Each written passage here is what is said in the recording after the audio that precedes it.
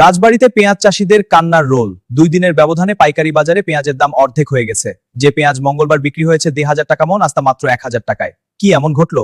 বৃহস্পতিবার রাজবাড়ী সদর ও বালিয়াকান্দি উপজেলার বিভিন্ন হাটে প্রতিমনকে পেঁয়াজ থেকে 100,200 টাকায়। 2 দিন আগে এই দর ছিল 2,000 টাকার উপরে। এই দরপতনে কৃষকরা এখন নিঃস্ব হওয়ার পথে। রাজবাড়ী জেলা পেঁয়াজ উৎপাদনে দেশের মধ্যে তৃতীয় অবস্থানে রয়েছে। দেশের মোট চাহিদার প্রায় 15% পেঁয়াজের যোগান দেয় এই জেলা। কিন্তু উৎপাদনকারী জেলায় দাম কমলে লাভের টাকা তো দূর, খরচই উঠছে না। বালিয়াকান্দির কৃষক রফিকুল ইসলাম মোল্লা জানান, মঙ্গলবার মাসালিয়া হাটে প্রতিমন পেঁয়াজের দাম ছিল 2,000 টাকা। আজ সকাল থেকে সেই দর নেমে দাঁড়িয়েছে মাত্র 1,100 টাকায়।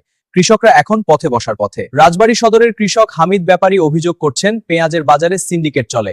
ঢাকা থেকে বাজার নিয়ন্ত্রণ করা হয়। প্রতি বিঘায় 5 থেকে 7,000 টাকা লোকসান দিয়ে পেঁয়াজ বিক্রি করতে হচ্ছে। দাম কমায় অনেক কৃষক পেঁয়াজ বাজারে না পাঠিয়ে ফিরিয়ে নিয়ে যাচ্ছেন। উৎপাদন খরচ না উঠলে কিভাবে চলবে সংসার? এই ভাবনায় কৃষকদের মধ্যে হতাশা দেখা দিয়েছে। মাসালিয়া বাজারের ব্যবসায়ী শেখর দাস জানান, তারা প্রতিমন পেঁয়াজ 1,000 থেকে 1,200 টাকায় কিনছেন। পরিবহন খরচ বেশি থাকায় খুচরা বাজারে দাম কিছুটা বেশি পড়ছে। জেলা কৃষি সম্প্রসারণ অধিদপ্তরের উপপরিচালক মো শাহিদুল ইসলাম বলেন, মৌসুমের শুরুতে দাম কম থাকা স্বাভাবিক, কিন্তু 2,000 টাকার নিচে দাম নেমে গেলে কৃষকরা ক্ষতিগ্রস্ত হবেন। ক্ষতিগ্রস্ত কৃষক ও কর্মকর্তাদের একটাই দাবি, এই মৌসুমে পেঁয়াজ আমদানি বন্ধ রাখতে হবে।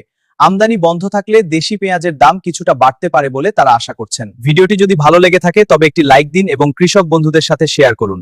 চ্যানেলটি সাবস্ক্রাইব করে নোটিফিকেশন অন করে রাখুন, যাতে কৃষকের এমন খবর সবার আগে পেয়ে যান। ধন্যবাদ।